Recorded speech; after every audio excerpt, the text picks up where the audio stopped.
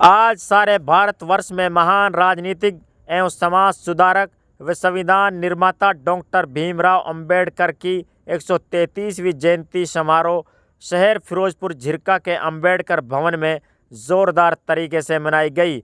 इस सम्मान समारोह के मुख्य अतिथि नगर पालिका चेयरमैन मनीष जैन ने शिरकत कर संविधान निर्माता के चरणों में पुष्प अर्पित कर श्रद्धांजलि दी और बाबा साहब के संघर्ष, त्याग और तपस्या के बारे में विस्तार से जानकारी दी। बाबा साहब डॉक्टर भीमराव अंबेडकर आज शारीरिक रूप से हमारे बीच में नहीं है, लेकिन उनकी आत्मा हमेशा हमारे बीच रहती है। बाबा साहब किसी विशेष समुदाय के महापुरुष नहीं रहे, बल्कि सर्वे धर्म के मानने वाले लोगों के लिए आइकॉन थे। बाबा साहब का नाम भारत में ही नहीं बल्कि पूरी दुनिया में सम्मान से लिया जाता है।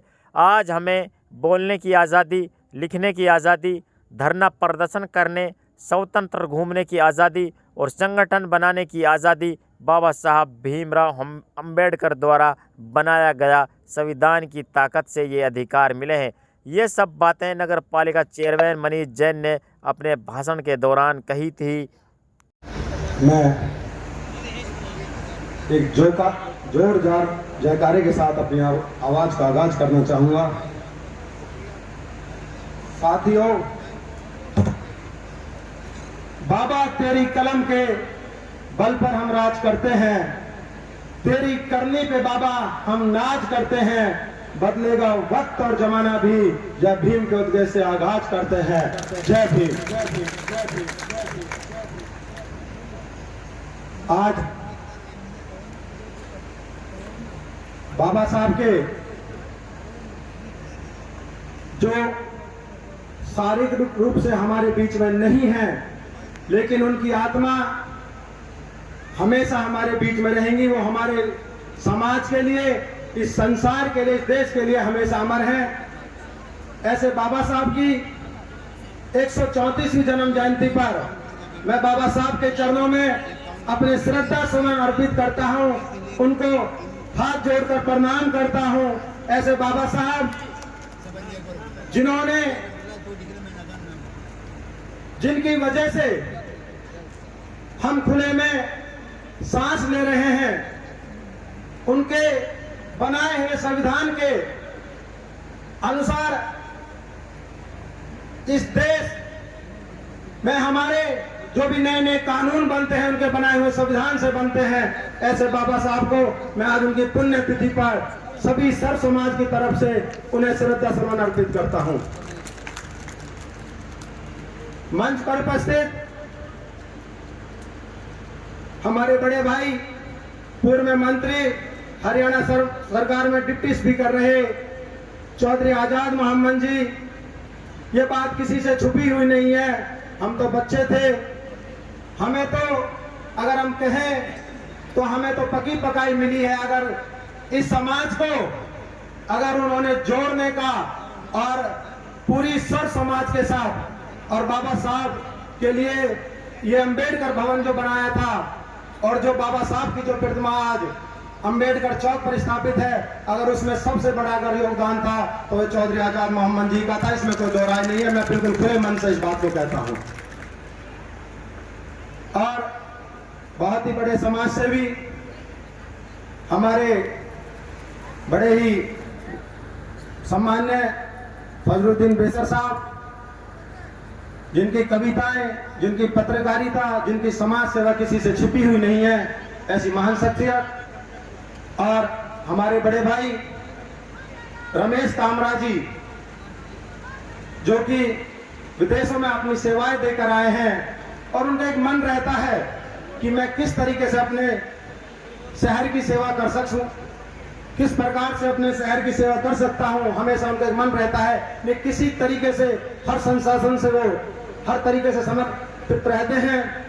और हमारे डॉक्टर विक्रम जी, डॉक्टर मनीष जी, रघुवीर जी एक्स कमांडेंट, और गजमोती जी, भाई धर्मपाल जी, और हमारे विनोद जांगड़ा जी, सुभाष जी, नसीम अहमद जी को भी आना था, लेकिन वो किसी कारणवश नहीं आ पाए। उनके साहबजादे अमान नसीम जी और साउद्दीन अंकल जी, सभी मंच पर उपस्थित जिनका नाम मैं नहीं ले सकता हूं, हमारी बहन जी भी बैठी हुई हैं और हमारी बहुत ही जुझारू और समाज के लिए समर्पित, ये बात भी किसी से छुपी हुई नहीं है, हमारी बहुत ही समर्पित बहन अंजू बालाजी और समिति के सभी पदाधिकारीगण और मेरे सामने बैठे हुए मेरे सम्मानित बुजुर्गों, नौजवान साथियों, महिलाएं और बहनें, आज मैं समिति का बहुत बहुत धन्यवाद करता हूं।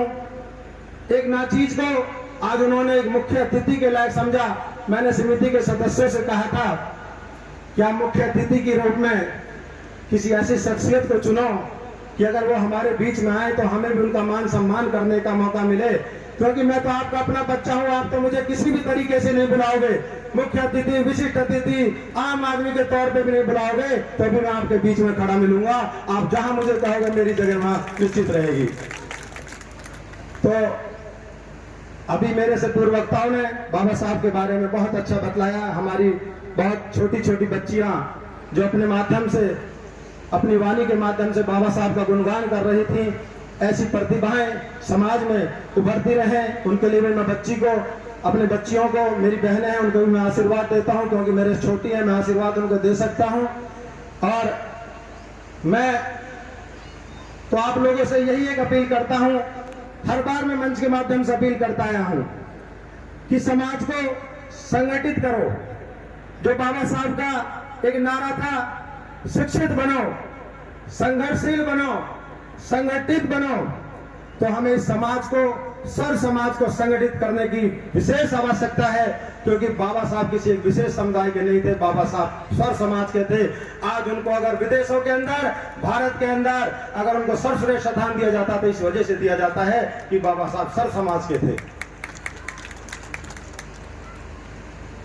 वो दिन 1891 का आज ही का दिन बाबा साहब ने एक उस शख्सियत के रूप में इस भारत में जन्म लिया, जिनकी वजह से, जिनके बनाए हुए संविधान की वजह से आज हम अपनी खुली कलम से, आज पूरी तरीके से हम इज्जत के साथ अपने देश के अंदर हम जो जी पा रहे हैं, बाबा साहब के बनाए हुए संविधान के द्वारा ही जी पा रहे हैं।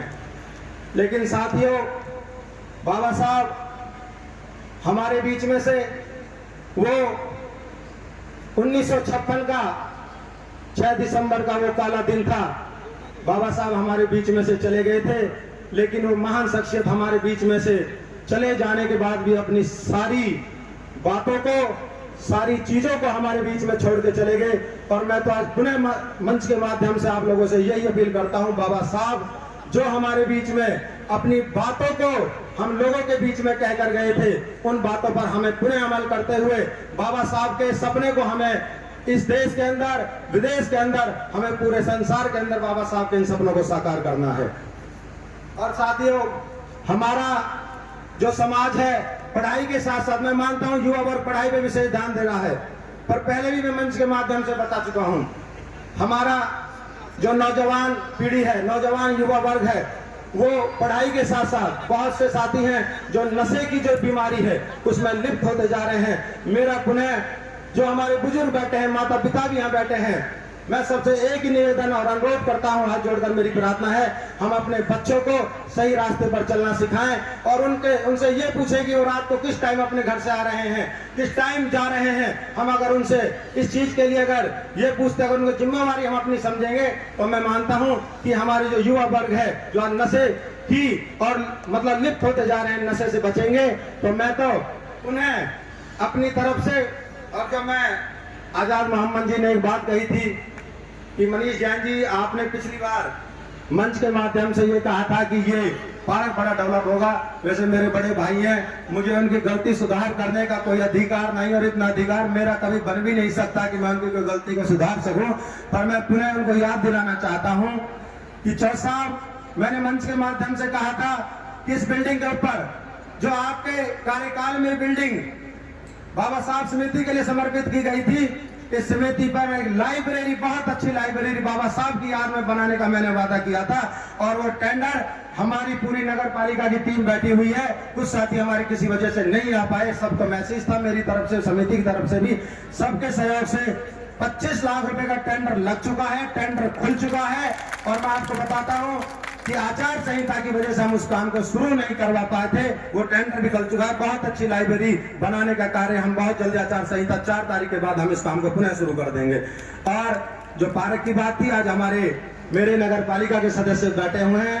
आप लोगों से भी मैंने बात बीच में कहा था कि मेरा अकेले का अधिकार नहीं है, पूरा नगर पालिका की जो समिति है हमारी, जो पूरी हमारी टीम है, उससे हम मिलकर हम आपके इस वादे को, मैं आपके मंच के माध्यम से इस वादे को पूरा करने की हम भरपूर कोशिश करेंगे। और हो सकता है, आजाद मोहम्मद जी ने कहा था, हो सकता है अगली बार अगर हमें मौका मिला, हम अगर रहे इस दुनिया में, तो हो सकता है इस भव्य पार्क के रूप में इसमें हम प्रोग्राम करने का आपसे मतलब पूरी तरीके से तो वादा नहीं करते, पर आपको विश्वास दिलाते हैं कि आप बाबा साहब का अगर आशीर्वाद बना रहा तो हो सकता है ये काम भी हम आपका पूरा करेंगे।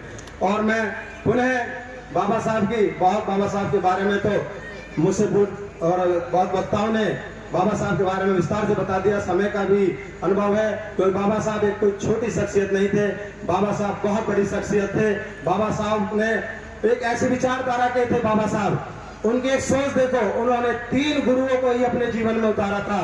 एक थे तथाकथित भगवान बुद्ध, और एक थे हमारे महात्मा ज्योतिराव फुले, और एक संत कबीर। उन्होंने ऐसी 3 शख्सियतों को अपने गुरु के रूप में चुना कि जिन शख्सियतों को आज भारतवर्ष उनको एक संत के रूप में, एक महान शख्सियत के रूप में देखता है, ऐसे हमारे बाबा साहब थे। अभी मैं पुनः बाबा साहब की जन्मोत्सव पर सर समाज को, समस्त देशवासियों को, प्रदेशवासियों को बाबा साहब के जन्मोत्सव की बधाई देता हूं, शुभकामनाएं देता हूं, और बाबा साहब के चरणों में पुनः श्रद्धांजलि अर्पित करता हूं। जय भीम, जय भारत।